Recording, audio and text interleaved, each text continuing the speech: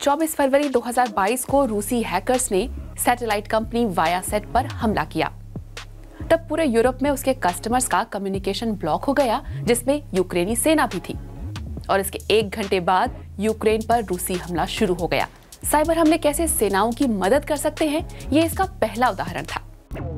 ऐसे साइबर हमले की जिम्मेदारी लेने से क्रेमलिन हमेशा इनकार करता रहा है, लेकिन अब रूस के साइबर वॉर वाले ऐसे हथकंडों का पर्दाफाश करने वाली सीक्रेट फाइल्स लीक हो गई हैं।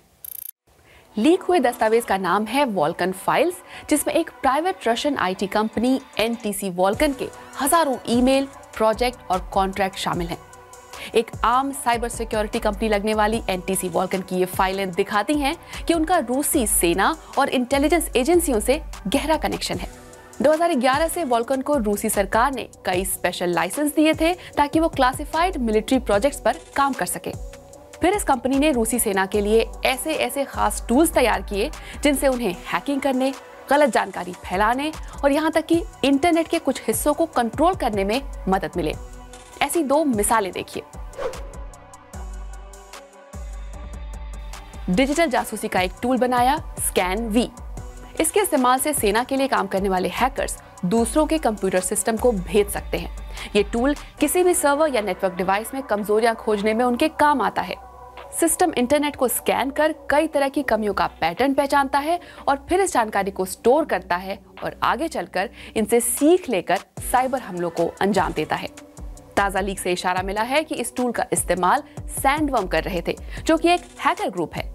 रूसी गुप्तचर एजेंसी GRU के लिए काम करने वाली सेना की इस टुकड़ी का नाम है यूनिट 74455। एक्सपर्ट्स को लगता है कि सैंडवर्म हैकर्स ने स्कैन-वी जैसे ही किसी टूल का इस्तेमाल किया होगा। इससे पहले 2017 में ऐसे ही एक हमले का सुराग मिला था, जब यूक्रेन के एक टैक्स सॉफ्टवेयर पर सैंडवर्म ने हमला किया। पहले सैंडवर्म ने इस सॉफ्टवेयर को करप्ट किया और फिर इसके साथ वायरस को कंप्यूटरों में फैलाया। हुआ ये कि बहुत से कंप्यूटर काम के लायक नहीं बचे। भले ही उस हमले का मकसद यूक्रेनियों और उनके देश को हिलाना था, लेकिन चूंकि इस सॉफ्टवेयर का इस्तेमाल दुनिया भर के देशों में होता है, इसके कारण कई सेक्टरों में रुकावट आई। शिपिंग फर्म्स, पोस्टल सिस्टम और कई अस्पताल भी अचानक ऑफलाइन हो गए। नॉटपेचिया नाम का जो वायरस इस सॉफ्टवेयर ने फैलाया, उसने आज तक के इतिहास में सबसे ज्यादा पैसों का नुकसान किया है। सरकारी आंकड़े दिखाते हैं कि इस मैलवेयर ने कम से कम 8 अरब यूरो की चपत लगाई। स्कैन-वी टूल पर लौटते हैं, जो कि इस तरह के हमले करने में हैकर्स के काम आ सकता है, लेकिन 2017 में स्कैन-वी के इस्तेमाल के सबूत नहीं मिले हैं। एमेजिट ये वो टूल है जिससे रूस अपने अधिकार क्षेत्र में आने वाले सारे इलाकों में इंटरनेट को कंट्रोल करता है। इसकी मदद से रूसी सेना इंटरनेट पर नियंत्रण रखती है, किसी भी ऐसे कंटेंट को हटा देती है जिसमें उसे राजनीतिक नुकसान पहुंचाने की संभावना दिखती है।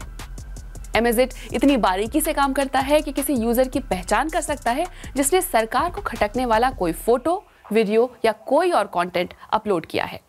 इसके लिए मोबाइल फोन टावर जैसे हार्डवेयर सिस्टम का फिजिकल एक्सेस लेना होता है।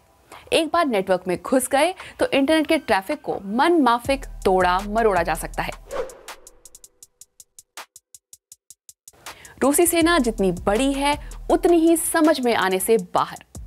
दुनिया को उसके बारे में आज भी बहुत कम पता है, लेकिन आज हम जिन वॉल्कन फाइल्स की बात कर रहे हैं, उससे सेना के कुछ तौर तरीके जरूर उजागर हुए हैं। बहुत सील बंद कर रखे गए एक सीक्रेट में बड़ी सेंध लगी है। जब साइबर सुरक्षा के एक्सपर्ट्स को ऐसे हमलों का पता चलता है, तो वो छोटे छोटे टुकड़ों से इसके तार जोड़ते हैं। कई बार तो उन्हें ऐसा कुछ दिखा है जिससे इसके पीछे होने वाली ऑर्गेनाइज्ड प्लानिंग को समझा जा सकता है।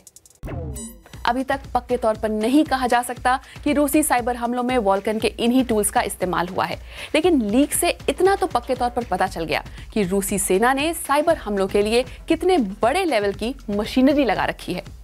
आपको क्या लगता है, क्या बाकी के देश साइबर हथियार जमा नहीं कर रहे होंगे? कमेंट करके बताइए।